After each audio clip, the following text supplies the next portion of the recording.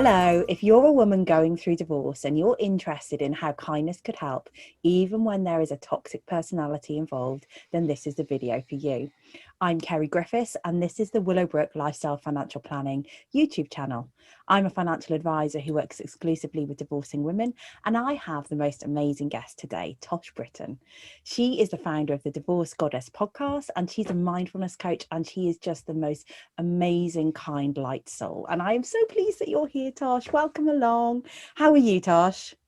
I'm good, thank you. And thank you for such a gorgeous introduction. Thank you. You are more than welcome. Very happy Tosh, to be here. I was going to get straight into it, but actually I know you, but my audience do not know you. So give us a little bit more of an insight into you, Tosh, before we go into the questions. Okay, so I created in 2012 Divorce Goddess. I came up with a name and then started writing a blog in 2014. So it's kind of around about the same time as my divorce, and we were about to go through bankruptcy. We were getting divorced. We'd moved back from overseas. Everything was up in the air. And I remember sitting at my kitchen table one evening with a cup of tea going, what is going on in my life? Everything is just turned upside down. I'm in overwhelm. Nothing is what it seems. It feels like I've disappeared down that rabbit hole.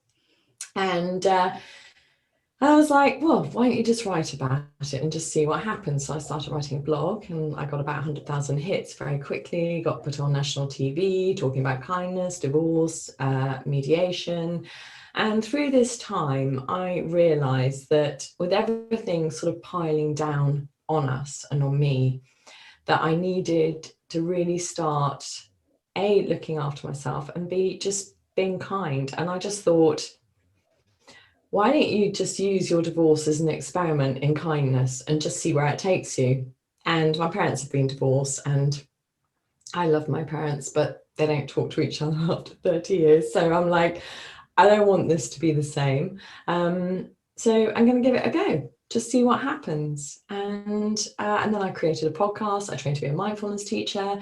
And along the way, lots of women started saying to me, listen, how can you help me? I'm going through a divorce. I need, can I have different perspective? How do I change my mindset? How do I let go of anger? How do I let go of negative emotions like shame, failure,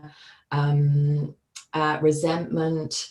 And I just started kind of coaching people, and then it kind of became a coaching business, basically. And this is where we are now. It's where we are now. Yeah, and with a really insightful perspective on how you can navigate this and how you can move through this and come out better at the end, with your divorce being really different to what you might perceive it had to be. I love everything that you put out there about this, Tosh. What do you think then, Tosh, are the foundations of a kind divorce? So for me, you kind of mentioned kindness and divorce, and everybody rolls their eyes, or they start laughing, or they go, yeah, right, okay, so you were the lucky one. And I wasn't the lucky one. I was up against somebody who was a trained negotiator and all things kind of overseas and difficult. And, it's somebody who was very, very, he was a kind person. And I think, it doesn't matter what you come up against, you have to remember that at one point you actually had love for each other. You had children for each other. And I really sort of sunk back into that. And I chose to focus on the good stuff rather than focusing on the last, however many months, years, that it wasn't good. And I think that is the thing. We just sort of create this sort of neural pathway of hate and anger and disappointment and shame and failure and all that stuff. And that's our go-to. So actually, I would really suggest, if you are going to have a kind of divorce, you start focusing on the kinder aspects. You start being, have that gratitude and appreciation for what you do have, and that time, you had time with them and it wasn't all bad. And really kindness for yourself as well, because ultimately, if you're managing somebody, or not managing, you can't manage them at all, especially not when you're going through a divorce. But if you're getting divorced with somebody who really is angry and they're intent on creating this whole sort of conflictual drama, just all the negative stuff we hear about.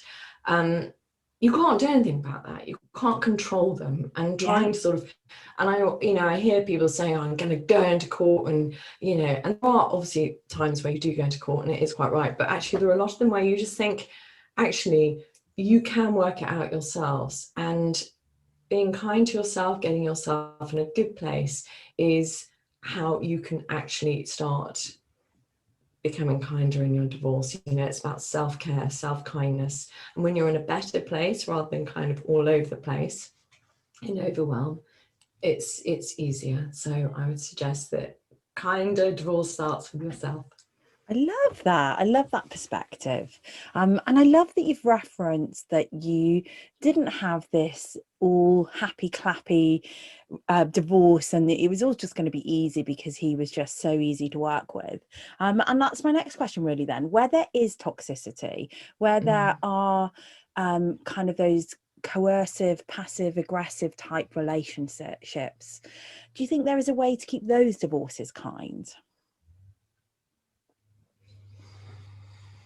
I think it just becomes about you, and that is the thing. You can't, if somebody is going to talk to you unkindly, they're going to act towards you in a bad way, or they're going to think bad thoughts about you.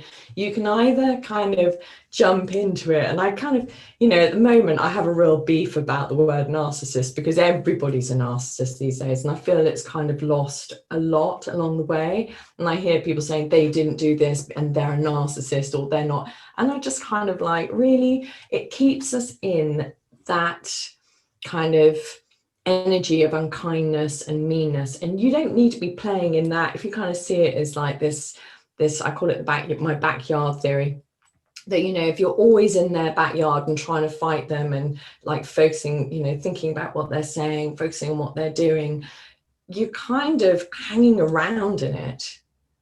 And actually the kindness to yourself is actually knowing it's there, because obviously it is there, and actually going, I'm just going to come back and I'm just going to focus on me. I'm going to create lovely stuff in my own life.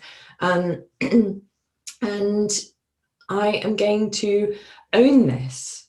And I think it's about growing our own strength. And for many men and women, we don't trust that we can do this. We don't believe we can do it, because the go-to in divorce is a massive argument. It's like the big elephant in the room. It's all the bad stuff. And actually, it's about, you have this opportunity to do it differently, to change the face of your divorce, and to really just focus on that question. If somebody is to ask you in 5 years' time, you had a divorce, how was it? Wouldn't you actually like to answer it by saying, okay, it wasn't great, but do you know what? I own my divorce. I absolutely owned it. And I have no regrets about how I behaved, or the decisions I made, or the words I said, or anything like that. I mean, how amazing is that? And to take that into a possible new relationship, rather than taking in all the they did this to me and they did that to me, that victim stuff. And that's really what I'm all about, like changing that narrative so you can have a better life moving forwards, because actually we don't want to be dragging all that emotional baggage around us. No, I love that. There's a phrase or a theory or concept that I'm aware of around circle of influence and circle of control, and the things that you can focus on that are in those circles that you can impact, and letting go of the things outside of those circles, and the release that gives you, because they are outside of your control or influence, and therefore your energy spent on those is really quite draining. Yeah, and that seems to be kind of like your backyard theory. I like that concept. Tosh, but what do you think about kind of how vulnerable it might leave you? Because I think that might be why lots of women have the hope to have a kind divorce and love the concept of a kind divorce, but the fear of being vulnerable and the fear of being taken advantage of brings them into that adversarial environment instead. So is there any tips or hints you can give for those women? Yeah, so being kind isn't about being vulnerable. It's not being it's not being a doormat at all. You have, lovely people like yourself and lawyers as well to do the things that actually you have to trust others to do, like tick those boxes, get your finances sorted out, find the best way through possible. And actually for you to, I'll never forget actually, and this has happened with a couple of clients, that I remember getting myself into that place where I was absolutely going to own my experience, and I reconnected to who I was before I became like Tosh, this person, before it all got all kind of like small and angry and all that stuff.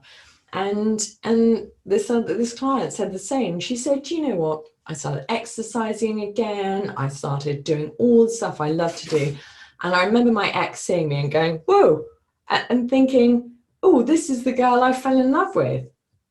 And that is where your strength is, being you and not being, it's okay to be vulnerable as well. And I know if you've been in a really difficult relationship, but this is like your opportunity to break through those fears. We talk about facing your fears and doing it anyway, and stepping over that ledge. And you can either choose to stay on that ledge and feel fearful and, oh, I'll be vulnerable and all that. Or you can just go, do you know what? I'm just going to own this. I'm going to own it. I'm going to trust the professionals to look after me, but I am going to own myself. And we all have that choice. I remember there were times when I just kind of went, and I just thought, oh, do you know what? Just go for it. I'm just going to just surrender that I'm going to be okay if I am a little bit vulnerable. And I know if you have been through a difficult time and you've been, and, a part of my story is that I did read a book with 10 questions on about emotional and mental abuse, and I said yes to all of them. And that's not a massively known fact, but actually if you own that and you go, do you know what, even if you get your wily feminine wiles out, I probably shouldn't say that, and you just go, do you know what, I'm just gonna like own who I am. I could go on about this for ages, obviously, but women, we particularly, we just don't trust that we can still do this. We are still strong. It doesn't matter what anybody's done to us. It's how we own ourselves. I love this, Tosh. I love this. Can we end then with some practical hints and tips for women to take away to get that ownership of self? Are there some things that somebody could do straight away and just kind of implement that would steer them on the right path going forward? Okay, so first thing I would say is that you ask all your friends, you send out a message to all your friends, and you get your friend and just say, listen, I really need to start owning myself, and somewhere along the way I've kind of forgotten who I am. Can you send me through 3 words that describe me? Oh, and you get all your friends to send these words over, and you write them all down. You see what your top 6 are. You write those 6 down, and I have it on my board all the time. It's there for me to read every day. And you look at them and you go, this is who I am. Because when we're feeling under the, in an overwhelm and under it all, it's really difficult. And a lot of people, they come to me and they go, I just don't feel I've got any light left. My little fire's all gone out and I don't know who I am anymore. The first thing you can do is ask those you love to tell you exactly how amazing you are. What a great strategy. Thank you, Tosh. That's amazing. I want to do that even though I'm not in that place. Do it. I think everybody should do it. Yeah, I love it. I love it. Tosh, you've been an amazing guest. We will definitely have you back because I love chatting with you, and I'll catch up with you soon. Take care. Thank you. Bye. Bye, love.